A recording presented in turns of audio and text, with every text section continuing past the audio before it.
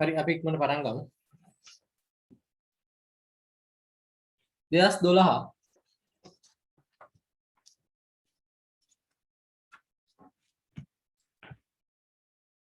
41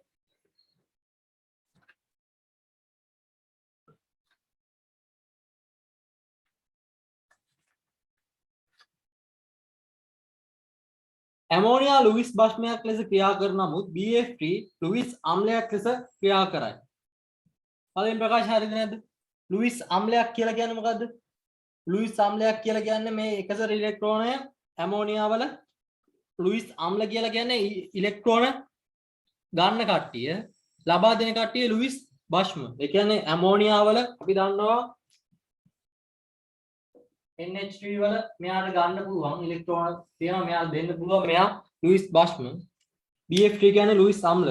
හරිද? ඔය දෙන්න සංයෝග වෙලා අපි දන්නවානේ NH3 උදාහරණයක් විදිහට ගන්නෙත් ඕක ඉස්සෙල්ලාම පැහැදිලි කරන්න මෙයානේ BF3 කියලා ගත්තාට පස්සේ මෙයාගේ ඉලෙක්ට්‍රෝන අෂ්ටකය සම්පූර්ණ වෙලා නැති නිසා මෙයාට දායක කරනවා නේ. දායක බන්ධන වලින් මෙයා හදා ගන්නවා. ඕක එතකොට මෙයා ලුයිස් දායක කරන නිසා ලුයිස් භස්මය මෙයා ගත්ත නිසා ලුයිස් අම්ලය කියලා කියනවා. හරිද? ලුයිස් වාදය. හරිද? එතකොට හරිනේ. එකසර ඉලෙක්ට්‍රෝන යුගල දායක කරන කට්ටිය ලුයිස් භස්ම ගන්න කට්ටිය ලුයිස් අම්ල. එතකොට පළවෙනි ප්‍රකාශය හරි. පළවෙනි ප්‍රකාශය හරි. හරිද? ඊට පස්සේ දෙවෙනි ප්‍රකාශය බලන්න. දෙවෙනි ප්‍රකාශය ලුයිස් භස්මයක් ප්‍රෝටෝන ලබා ගන්න අතර ප්‍රෝටෝන කියන්නේ H+.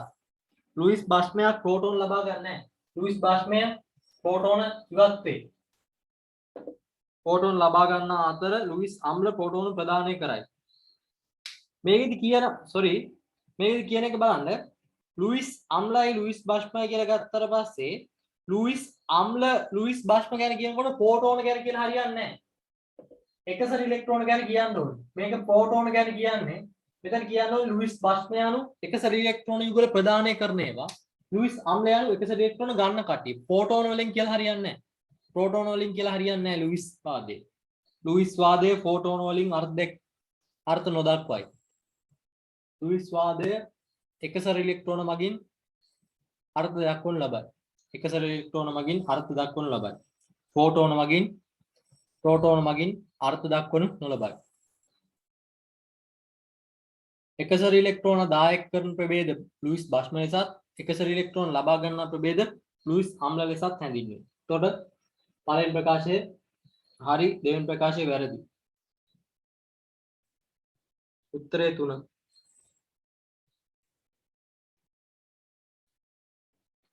හතලිස් දෙක NO2Cl වල NO බන්ධන දිග දෙකෙහිම සමාන වේ.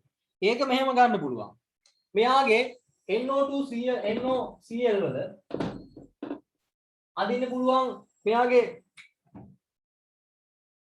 NO2Cl NCl ඉතිරි ඔක්සිජන් දිත්ත බන්ධන වලින් අපි දාලා බලනවා. එතකොට මෙයාගේ ඉලෙක්ට්‍රෝන අෂ්ටකය සම්පූර්ණ වැඩි වෙන නිසා මෙයා දායක කරනවා ධනයි ඍණයි.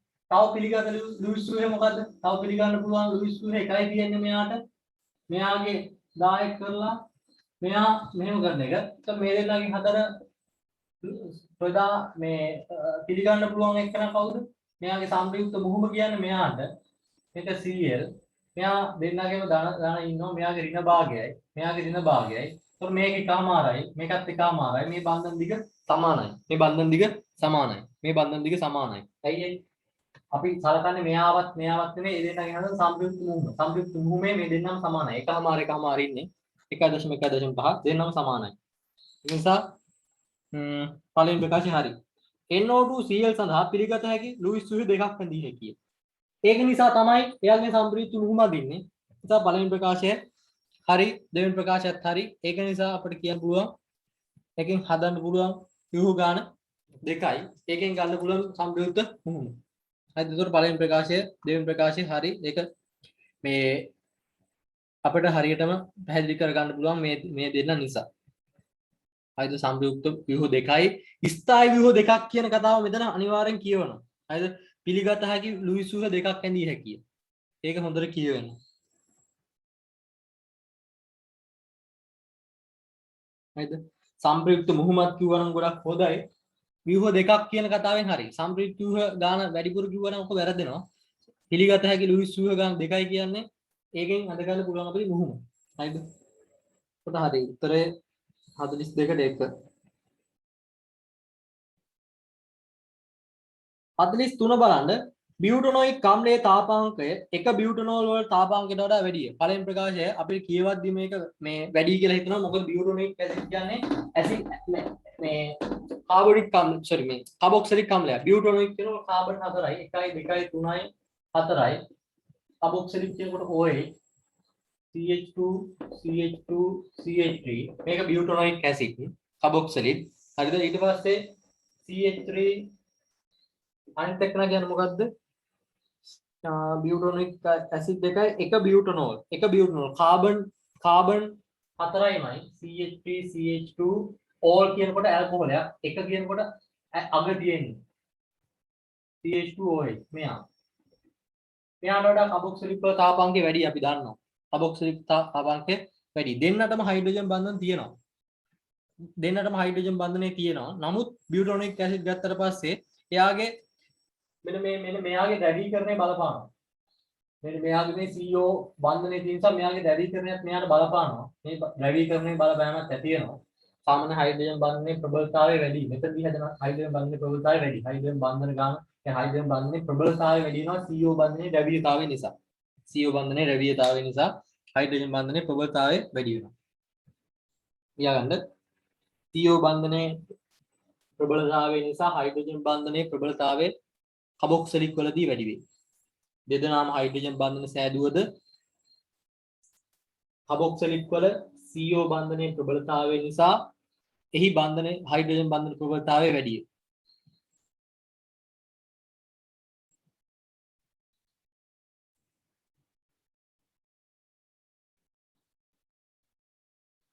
දෙකේම හයිඩ්‍රජන් බන්ධන තියෙනවා. මෙයාගේ හයිඩ්‍රජන් බන්ධන තියෙනවා.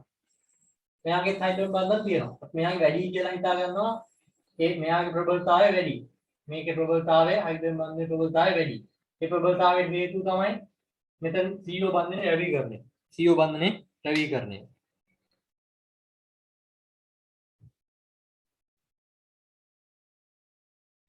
නිසා බලන්න පළවෙනි ප්‍රකාශය හරි දෙවෙනි ප්‍රකාශය වැරදි. ඒකෙත් හයිඩ්‍රජන් බන්ධන තියෙනවා.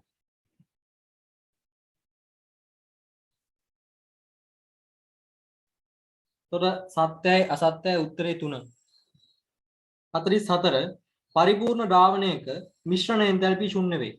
පරිපූර්ණ ද්‍රාවණයක මිශ්‍රණ එන්තැල්පිය ශුන්‍ය වේ. හරිද නැද්ද? අනිවාර්යෙන් හරි. මොකද මෙයාගේ පරිපූර්ණ ද්‍රාවණයක් කියලා කියන්නේ F AA කියන්නේ A B කියලා අම් දෙකක් සම්බන්ධ කරාට පස්සේ මේ දෙන්න අතර තියෙන AA බන්ධන ප්‍රබලතාවය BB බන්ධන ප්‍රබලතාවය මේ දෙන්න හදලා ගන්න AB බන්ධන ප්‍රබලතාවයට ඔක්කොම සමානයි නා අපි කියන පරිපූර්ණ ද්‍රාවණයක්.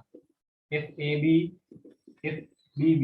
තොර මේ මිශ්‍ර කරා කියලා වෙනසක් වෙන්නේ නැහැ. බන්ධන ප්‍රබලතාවය එකමයි. ඒ කියන්නේ බන්ධන ආකර්ෂණය වෙලා පරිමාව අඩු වෙන්නේත් නැහැ.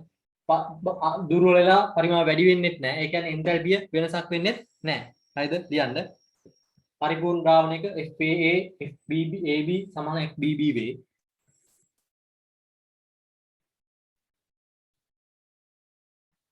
එවිට මිශ්‍රණයේ ආකර්ෂණ බල දුබල වීමක් හෝ ප්‍රබල වීමක් සිදු නොවන නිසා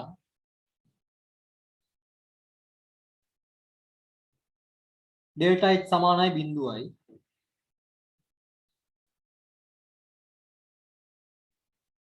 ඩෙල්ටා H සමානයි 0යි. ඒතර පළවෙනි ප්‍රකාශය සත්‍යයි. දෙවෙනි ප්‍රකාශය පරිපූර්ණ ද්‍රාවණයේ එකිනෙක වෙනස් අණු වර්ග බල එකම වර්ගයේ අණු අතර බල වලට සමාන වේ. හරිනේ. එකම වර්ගයේ අණු අතර ඒවයි එකිනෙක වෙනස් වර්ගයේ ඒවයි සමානයි. ඒක නිසා තමයි මේක වෙන්නේ නැත්තේ. පැහැදිලි කරලා දෙනවා හොඳටම. හොඳටම පැහැදිලි කරලා දෙනවා යා.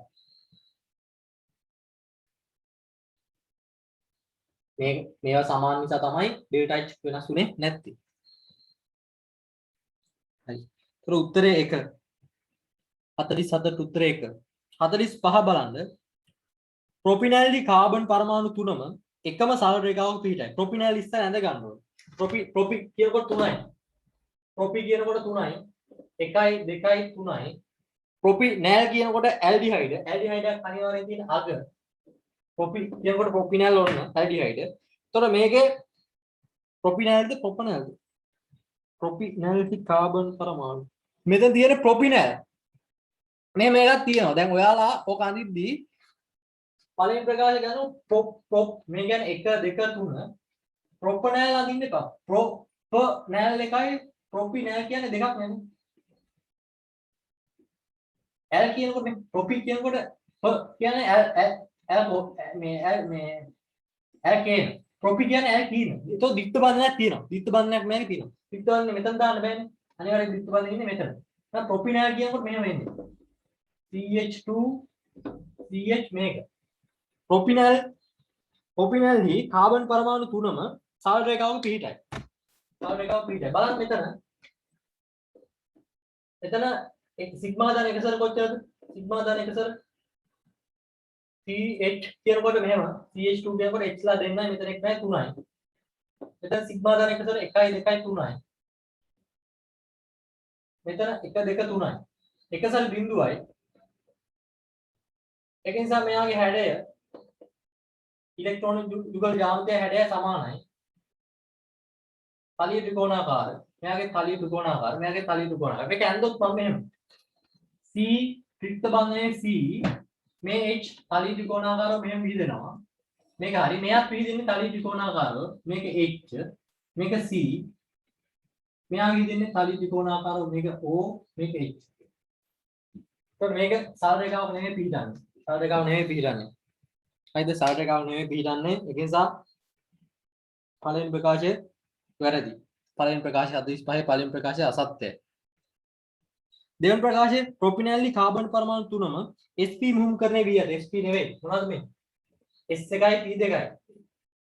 සිග්මා දාන එකතර 3යි කියන්නේ sp2. මෙයාත් sp2. මෙයාත් sp2. sp2 මුහුම්කරණය වෙලා තියෙනවා. අසත්‍යයි උත්තරේ 5. ප්‍රකාශ දෙකම අසත්‍යයි උත්තරේ 5.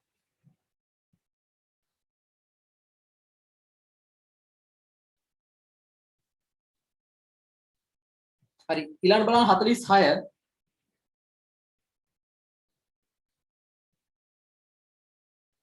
ප්‍රොපිනෑල්ලි 46 වාහනවල දුම් බටේ අගට උත්ප්‍රේරක පරිවර්තක සවි කිරීම මගින් ප්‍රකාශ රසායනික දූමිකාවට දායක වීම අඩු කරගත නොහැක.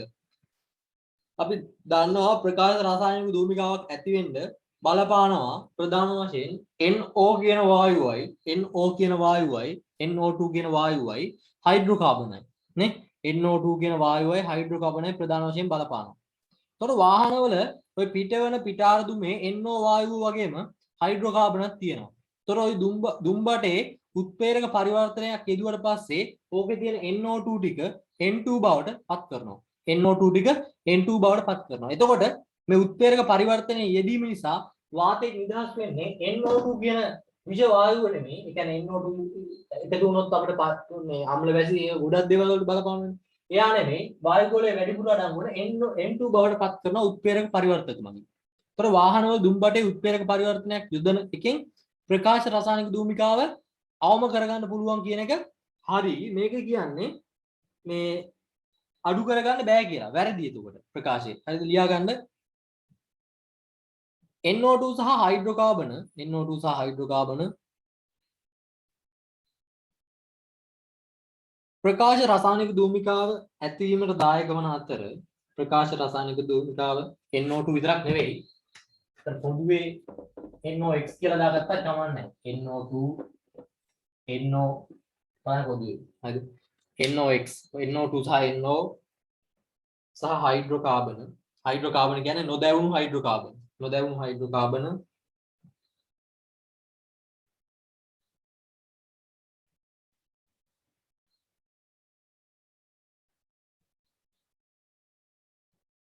ප්‍රකාශ රසායනික දූමිකාව ඇතිවීමට බලපාන අතර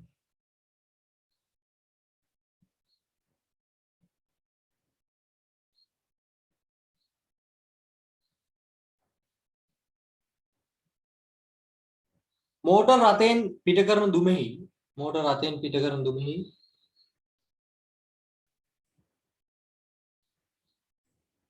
ඒවා අඩංගු වේ. ඒවා අඩංගු වේ.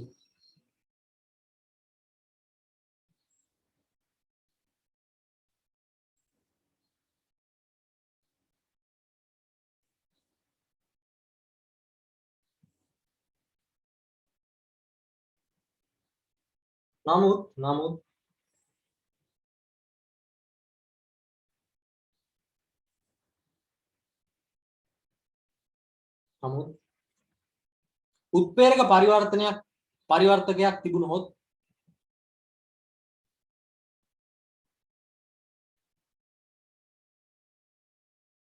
NOx N2 බවට නොදැවුණු හයිඩ්‍රෝකාබන කාබන් ඩයොක්සයිඩ් ධන ජල වාෂ්ප බවටත් H2O බවටත් කාබන් ඩයොක්සයිඩ් ධන H2O බවටත් පරිවර්තනය කරවයි.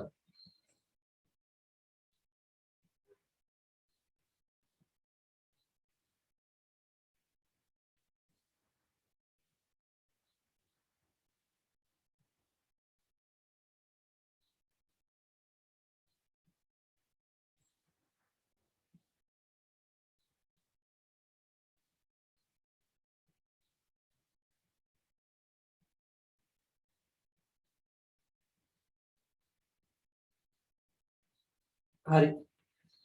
ඕක තමයි ප්‍රකාශ රසායනික භූමිකාව ගැන මම කෙටියෙන් කිව්වොත් මොකද ප්‍රකාශ රසායනික භූමිකාවේ වෙන්නේ කියන්නේ? නිකවම හරිද ඔය තියෙන මෝටරයක් දුමේ තියෙන NOx ඔය වගේ ඒවා මොකද්ද හයිඩ්‍රෝකාබන නොදැවුණු හයිඩ්‍රෝකාබන ඔය වායු ගෝලීය සාමාන්‍ය සෙල්සියස් 15ට වඩා වැඩි උෂ්ණත්වයකදී ඔය සෙල්සියස් 15ට වඩා වැඩි උෂ්ණත්වයකදී අපි දන්නවා හිරු එළියක් තියෙද්දී මොනවා බවට පත් වෙනවද දැන් මෙතනදී ඔය NO2 ඔය වගේ සංයෝග බවට පත් වෙනවනේ.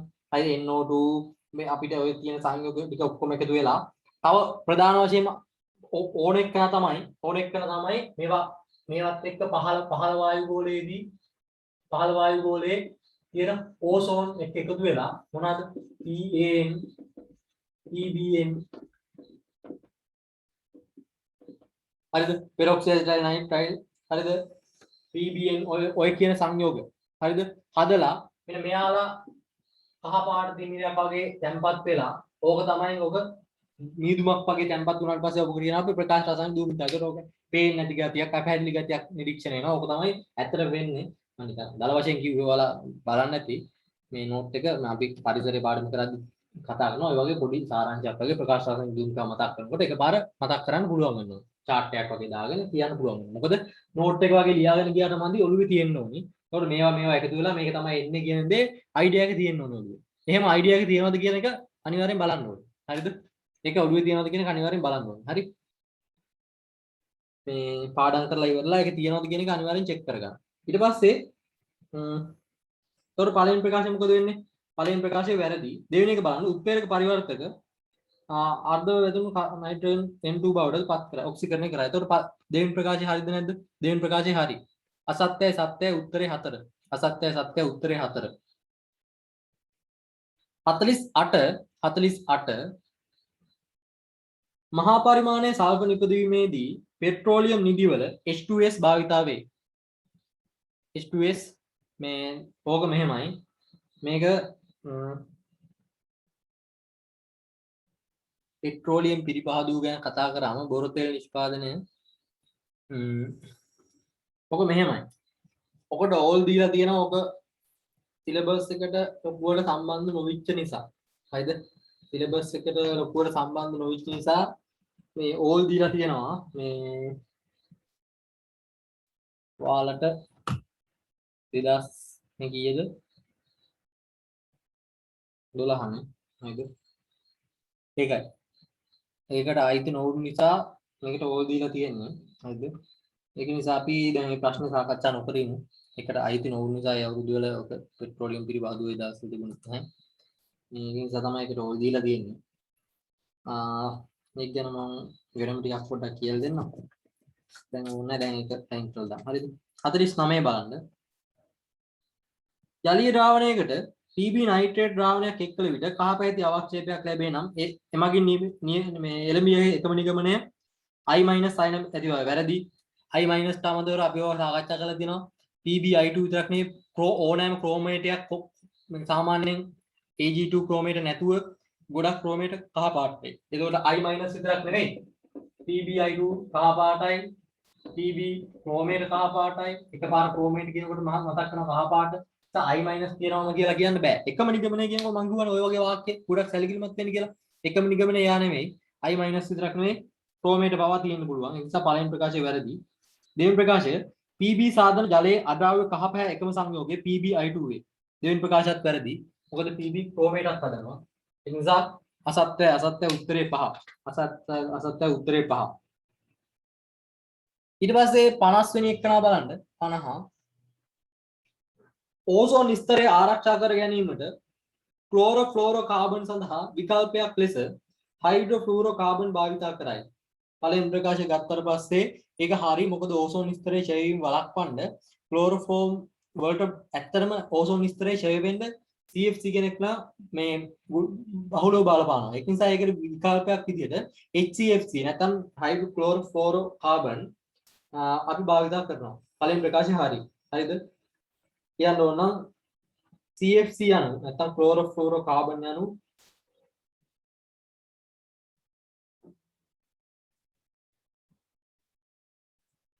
ඕසෝන් ස්තරයේ ක්ෂය වීමට බහුලව බලපාන සංයෝගයකි. CFC යනු ඕසෝන් ස්තරයේ ක්ෂය වීමට බහුලව බලපාන සංයෝගයකි.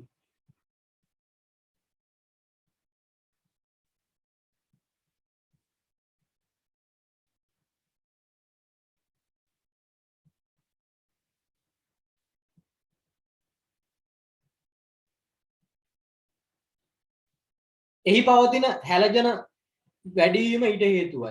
එහි පවතින හැලජන වැඩිවීම ඊට හේතුවයි.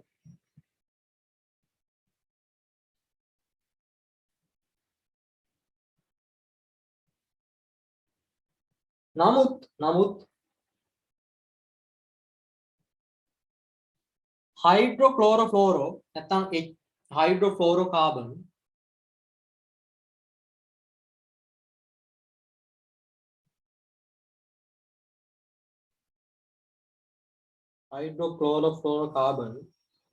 HCFC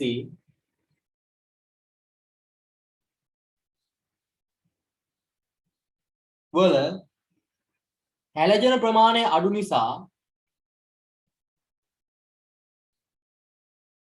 හානිදායක බව අඩු වේ. හානිදායක බව අඩු වේ.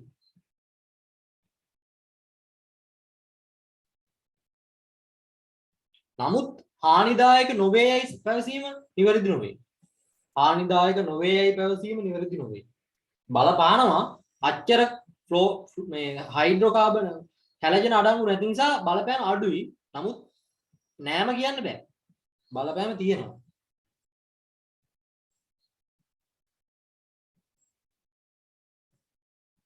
අපි ඔය ටික වෙනම ප්‍රතික්‍රියාවත් එක්ක කතා කරනවා. ඔයාලා නෝට් එක බැලුවා නම් හොඳට කියවුවා නම් ඔය ටික තියෙනවා ඔක්කොම. මම ඔය බලාගන්න කිව්වේ සාකච්ඡා කරද්දී ඔයාලට හොඳට තේරෙනවා ඒවා බලාගෙන තිබුණා නම් ෂෝට් නෝට් ගහගෙන තිබුණා නම්. හරිද? මම කොහොමද ඔය පාඩමත් කරනවා ඒක එච්චර දෙයක් නෙවෙයි. නේද? මේ පාඩම කරනකොට මේ ප්‍රශ්න ටික මුලින් කරන එක හොඳයි. ඒ පාඩමේ පාඩම් කරගන්න එක ඒක ඉක්මනට සතියක් ඇතුළත ඉක්මනට කරගන්න පුළුවන්. බලාගෙන තියෙනවා නම් නැත්තම් නෑ. බලාගෙන තියෙනවා. හරිද? ඒතකොට මම කියද්දි හොඳට පාඩම් වෙනවා ආයි බලන්න නැති වෙන්නේ. හරිද? එතකොට ඒකට උත්තරේ අසත්‍යයි. දෙවෙනි ප්‍රකාශයත් අසත්‍ය උත්තරේ පළවෙනි ප්‍රකාශයත් අසත්‍යයි නෑ පළවෙනි ප්‍රකාශයේ HCFC භාවිත කළ හැකියි. පළවෙනි ප්‍රකාශයේ සත්‍යයි, දෙවෙනි ප්‍රකාශයේ අසත්‍යයි. අසත්‍යයි උත්තරේ 3. හරි එතන 10න් කීයක් හරිද කියන්නේ? එතන 10න් කීයක් හරිද කියන්නේ?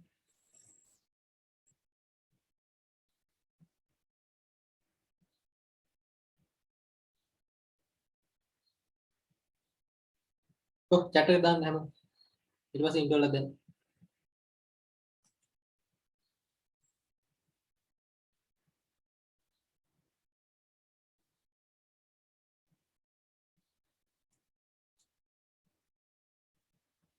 එකක් හරි වැඩි කර ගන්න ඕනේ. හරිද? දැන් මම ඊළඟට දැන් ඉන්ටර්වල් එකෙන් පස්සේ 2013 අපි පේපර් එක කතා කරලා නිසා 2013 කරන්නේ නැහැ. 2014 ප්‍රශ්න ටික අවසන් 10 කරනවා. ඉන්ටර්වල් එක විනාඩි 9 10යි 9යි 10යි හරි කෑමෙන් කනවා හැබැයි 10 මාර මම මේ ප්‍රශ්නේ කරනවා කොහොමද? ඒක නිසා ඔයාලා කෑම හැම කනවා කොහොමද 9 මාර වෙද්දි ඔක්කොම එන්න. කෑම කනවා නම් කාලා නේද ඉක්මනට පොඩ්ඩක් කාලා. මම මේ 2014ත් සාකච්ඡා කරනවා. 2015ක් කරනවා 2016ක් කරනවා. ඒතර වෙලා යයි. ඉතින් 11 වගේ වෙයි. ඒ නිසා කෑම කන කාලා 9 මාර වෙද්දි අනිවාර්යෙන් 9:25 ඉඳන් ලොග් වෙන්න පටන් 9:28ට වගේ ලොග් වෙන්න පටන් ගන්න. 9 මාරට හරියටම පටන් ගන්නවා. හරි.